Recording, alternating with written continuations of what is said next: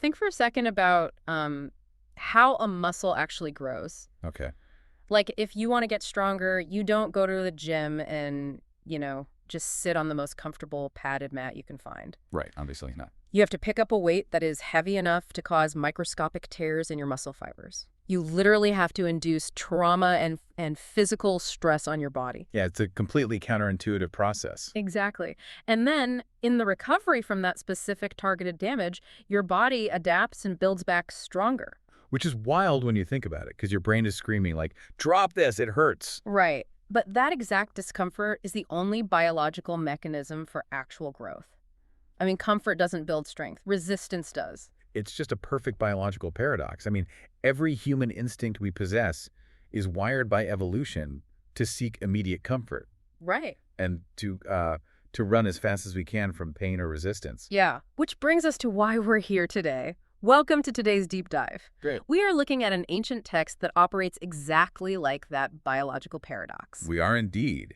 We're exploring the wisdom found in Ecclesiastes chapter 7, which is traditionally attributed to King Solomon.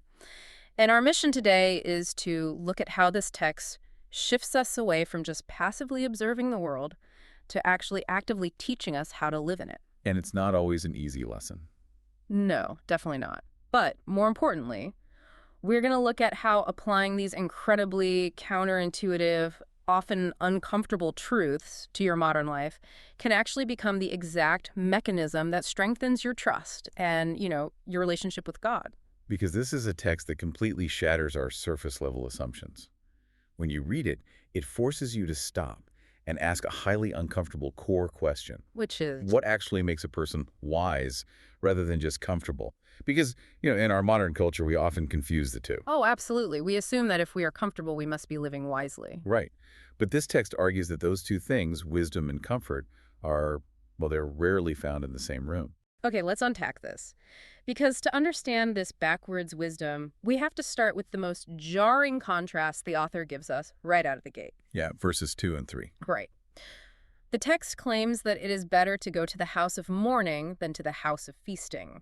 It literally says that sorrow is better than laughter because sadness makes the heart better. Which, on a first read, sounds incredibly bleak. It sounds like the author is just a pessimist telling you to go be miserable. Right. It reads like terrible advice. But if we go back to the muscle analogy, the house of feasting is like binge watching a comfort show on the couch with a giant bucket of popcorn. Which sounds great.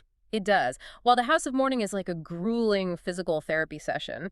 One feels really good in the current moment, but the other actually heals the underlying injury. What's fascinating here is the psychological reality behind that ancient observation.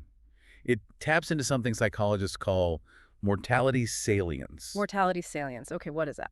Well, when you are in the house of mourning, when you are at a funeral or sitting in a hospital waiting room or facing some massive personal loss, you are suddenly confronted with the fragility of life. Yeah. And when your brain encounters that reality, all of your trivial surface-level anxieties, they just instantly burn away. You stop caring about, like, the bent in your car or the passive-aggressive email your coworker sent. Precisely. Your values clarify instantly. But if you look at the modern world, what do we spend most of our time doing? We try to avoid it. We constantly avoid that clarification. We avoid hard conversations. We avoid the possibility of failure. And we go to extreme lengths to avoid emotional pain. Oh, totally. We numb ourselves with endless entertainment, infinite scrolling, modern conveniences. Because cognitive dissonance, that gap between how life is and how we actually want it to be, it hurts. So we basically try to set up a permanent residency in the house of feasting. We do.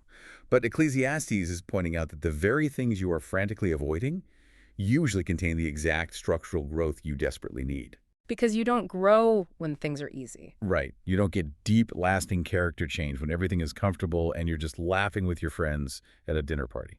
But wait, I have to push back here. Isn't joy a good thing? I mean, doesn't the Bible constantly talk about the joy of the Lord? It absolutely does. So how should we be optimizing for sadness? Are we supposed to just walk around miserable all the time? No. And that is a crucial distinction.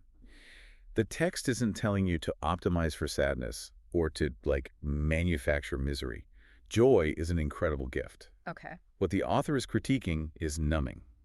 The laughter of fools mentioned later in the chapter, it's about using mindless entertainment to escape reality. I see. Yeah, the house of mourning doesn't mean you are perpetually depressed. Yeah. It means you are willing to sit with the uncomfortable realities of life, process them, and allow them to change your priorities, rather than just reaching for the nearest distraction. That makes a lot of sense. You don't learn real resilience on a luxury vacation. You learn it when the car breaks down in the freezing rain and you have to figure it out on the side of the highway. Yeah, and that idea of growth through discomfort requires a very long-term perspective. Which leads us right into how we view our personal journey over time. Because if you are constantly avoiding pain, you are likely optimizing for the short-term dopamine hit.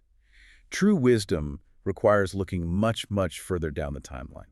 Let's look at the next major contrast the text offers. Verse 8 says, "Better is the end of a thing than the beginning." Right. Now, again, I'm going to play devil's advocate here. Starting something new is arguably the best part. Oh, for sure. When you set a new goal, or buy all the gear for a new hobby, or start a new relationship, you have this massive surge of motivation and excitement. The beginning is full of endless possibility. It feels great. So why on earth is the end considered better? I mean, without that initial spark of foolish optimism, nobody would ever start anything. You're absolutely right about the neurochemistry of it. Beginnings are flooded with dopamine. It's the neurochemical reward for novelty. Right. But the problem with dopamine is that it is incredibly fleeting. It doesn't last. I mean, anyone can start a marathon because the starting line is crowded, the music is playing, the energy is electric. Right, buying the running shoes is the easy part. Exactly. But mile 20, Oh, man. that's where the dopamine has completely vanished and all you have left is your baseline character and your endurance. The text is telling us that consistency is infinitely more valuable than initial enthusiasm. Because starting fast is easy. Right. It requires almost nothing of you. Finishing well is what actually requires wisdom, discipline, and structural change. And that idea of underlying character ties perfectly into the other half of that contrast in verse 1. It says, "A good name is better than precious ointment." Yeah, which is a very specific ancient metaphor. Yeah, to a modern reader, comparing a reputation to an ointment seems, well, a little random. To understand that, you really have to step into the ancient Near Eastern context. In the ancient world, precious ointment, or heavily perfumed oil, was the ultimate luxury item. Keep in mind, this was a world without refrigeration, without modern plumbing, and where daily bathing wasn't a guarantee for most people. Right, things probably didn't smell great. They didn't. So ointment was used to mask odors. It made you seem wealthy. It signaled status. And it was entirely about external presentation. Oh, wow. So precious ointment is essentially the ancient equivalent of a highly curated social media profile. Yes. It's personal branding. That is the exact modern parallel. Use your carefully selected updates, your flawless resume, the perfect lighting in your photos. And a filter or two. Exactly. But Ecclesiastes is warning you that a heavily curated image can very easily mask decay. Wow. You can smell fantastic on the outside. You can look incredibly successful on paper and have everyone praising you. But if your name, meaning your actual private integrity, is compromised, that ointment cannot save you when the storm actually hits. Because long-term, who you are in the dark always outlasts how you were perceived in the light. Exactly. Here's where it gets really interesting, though. Because not only do we use ointment to curate our present image, we also heavily curate our past. We do. Verse 10 gives a very specific warning. It says, "Do not ask, what is the cause that the former days were better than these?" The text literally states that you are not inquiring wisely when you do that. Ah, the nostalgia trap. It is one of the most common cognitive distortions we face. We hear it constantly, like music used to be so much better, or people used to have real values, or life was so much simpler back when I was a kid. Right. We romanticize the past to an almost absurd degree. And if you're listening to this and thinking, well, I definitely romanticize my high school years, you aren't alone. But why does our brain do that? It comes down to a well-documented psychological phenomenon called the fading effect bias. Fading effect bias. Essentially, your brain is wired to actively forget the emotional intensity of negative memories much faster than positive ones. It's a survival mechanism. Oh, really? Yeah. Think about it. If you remembered every physical pain or emotional heartbreak with the exact same intensity as when it happened. You'd be paralyzed. Exactly. You'd be paralyzed by trauma. You would never move forward. So our brain is actively editing our history to protect us. Yes. But the trap happens when we take that biologically edited, highlight real version of the past, and use it as a standard to judge our very real, very messy present. Oh, that's dangerous. It is. When we sit around complaining that things used to be better, we're not comparing truth to truth. We're comparing our current reality, which includes all the daily friction, exhaustion, and stress we are actively feeling right now, to a fictionalized, distorted movie of the past. Right. We remember, like, the freedom of driving around with our friends as a teenager, but we completely block out the crushing social insecurity and the absolute dread of final exams. And the spiritual danger of that nostalgia is profound. You cannot live wisely, and you cannot be grateful for the life God has given you in the present moment if you are constantly mourning a version of the past that never actually existed. Wow.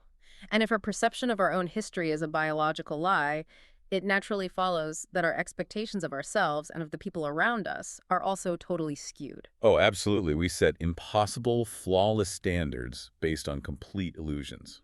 Which brings us to a really fascinating, almost controversial part of the chapter. Verse 20 drops the hammer. It says, "For there is not a just man upon earth that doeth good and sinneth not." Right. It establishes that absolutely everyone is flawed. But then the author takes it a step further in verse 16 and gives this warning. "Be not righteous overmuch, neither make thyself overwise. Why shouldest thou destroy thyself?" It's a striking warning against the destructive nature of extremes. It reminds me so much of extreme modern diet culture. Oh, that's a perfect comparison. Because we all know how the cycle works. Someone decides they are going to get their life together and be perfectly healthy. So they cut out all sugar, all carbs. They wake up at 4 a.m. to run 5 miles, and they become incredibly rigid about every single calorie. It requires this massive, exhausting level of physiological and psychological discipline. It does. And what inevitably happens? The biological backlash. Yeah. They just burn out. They crash. They end up in a chaotic binge on day 14, eating an entire sleeve of cookies standing in the pantry at midnight. Right. The extreme, rigid discipline literally destroyed itself because it created a scarcity mindset. It seems like the text is saying moral perfectionism does the exact same thing to our character. If we connect this to the bigger picture, it really does. Hmm. Expecting absolute perfection, whether it's from yourself or demanding it from others, creates an endless, exhausting cycle of frustration. Yeah. Now, the text isn't giving you permission to be wicked. In fact, the very next verse says, "Be not overmuch wicked." The author is pointing out that rigid, hypercritical perfectionism and careless, reckless living are both ultimately destructive.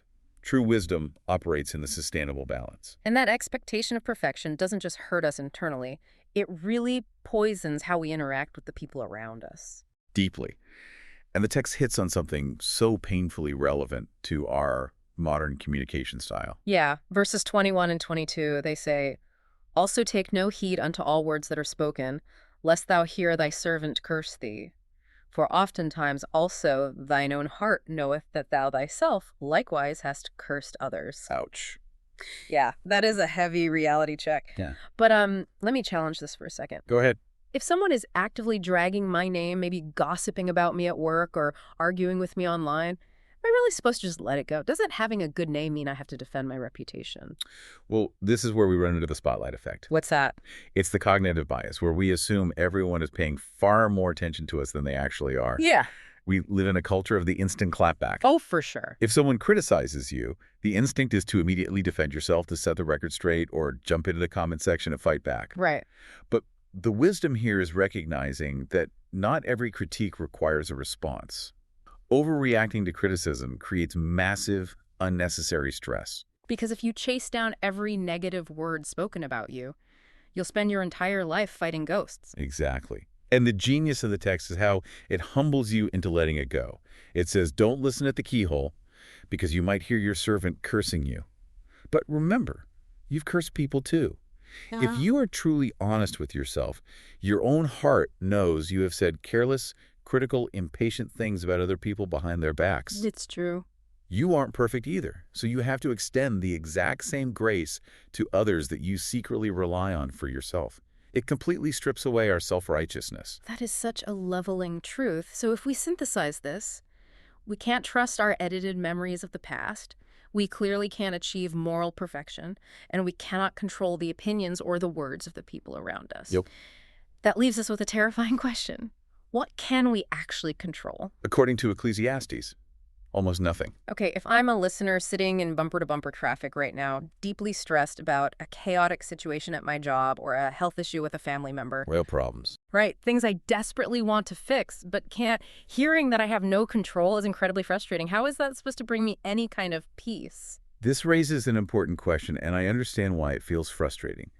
We have a deep-seated, almost religious devotion to the illusion of control. Yeah, we really do. We overplan, we overschedule, we micromanage our kids' lives, and we optimize our routines because we believe in the just world fallacy. The just world fallacy. Okay, what is that? It's the cognitive bias that assumes the world operates like a perfectly fair vending machine. A vending machine. Yeah. We believe that if we just input the right behaviors, like if we follow the rules, eat right, work hard, and act morally, the vending machine will dispense a comfortable, predictable, pain-free life. And when the vending machine eats our money and gives us a crisis instead, we just panic. Right. We assume we did something wrong or, God is punishing us. Exactly. And Ecclesiastes violently dismantles the vending machine. It brings us to the pivot point of the whole chapter in verse 13. Which says, "Consider the work of God, for who can make that straight, which he hath made crooked." Followed by verse 14. In the day of prosperity be joyful, but in the day of adversity consider. God also hath set the one over against the other. You cannot make straight what God has made crooked. That is a hard pill to swallow. It is. It means no matter how wise you are, you cannot life hack your way out of adversity. Wisdom offers defense and protection, but it does not eliminate life's unpredictability. The peace doesn't come from gaining control. Where does it come from? The peace comes from surrendering the exhaustion of pretending you have control. When is the day of prosperity, be joyful. Enjoy the house of feasting. Right. But when the day of adversity comes, you don't panic. You consider. You recognize that the sovereign God has orchestrated both the straight paths and the crooked ones. Life includes both, and both have profound purpose in shaping who you are. I want to zoom out and look at the theology of this because I am fascinated by how the Bible balances its own teachings. That's brilliant. If you read the Psalms, like Psalm 1 or 15 or 37, or if you read the book of Proverbs, you get a very clear picture of idealized wisdom. You do. Like Psalm 1 says, the righteous person is like a tree planted by water, and whatever they do will prosper. It sounds exactly like the vending machine. Yes, it does. But then Ecclesiastes comes in and says, actually, sometimes the wicked prosper and the righteous suffer. So how do these fit together without, just contradicting each other? That tension is the absolute brilliance of biblical wisdom literature. Think of Proverbs and the Psalms as the architectural blueprint of a well-ordered universe. Okay, the blueprint. They give you the general principles of how God designed the world to work. Honesty is better than lying. Hard work is better than laziness. Mm-hmm. But Ecclesiastes is the gritty reality check of trying to build that house in the middle of a fallen, broken world. So Proverbs is the ideal, and Ecclesiastes is the exception that proves the rule. Right. If you only had Proverbs, you'd become incredibly judgmental, assuming anyone suffering must have sinned. And if you only had Ecclesiastes, you might become nihilistic. But together they create a really robust theology. True wisdom is not about finding a secret formula to escape reality. So what does this all mean? It means true wisdom is learning how to navigate the messy, unpredictable, often crooked reality of life with deep perspective and patience. It's recognizing that God is the one in the driver's seat. When we finally accept that we cannot control the outcomes, it ironically becomes the very thing that strengthens our trust in Him. Exactly. It forces us to rely on His sovereignty rather than our own fragile, exhausting illusions of control. And if you can grasp that, it is a tremendous relief. I mean, the pressure is finally off. Yeah. You don't have to be perfectly righteous. You don't have to curate a flawless image. You don't have to defend your reputation against every critic. And you don't have to fix every crooked thing in your life. Your only job is to trust the architect who designed the seasons. Let's quickly recap the incredible journey we've been on today, because there's a lot of heavy, counterintuitive truth to process here. It really is. We started by seeing that true wisdom means embracing the biological and spiritual discomfort of growth learning, to sit in the house of mourning and clarify our values, rather than just numbing ourselves with endless distraction in the house of feasting. We learned to prioritize long-term, quiet character over a curated, short-term image. We explored how the fading effect bias tricks us into mourning a fictional past. Yeah, that was huge. And how we need to let go of the impossible demand for perfection both in ourselves and in how we judge the people around us. We realize that we have to stop taking every piece of criticism so personally, recognizing our own flaws.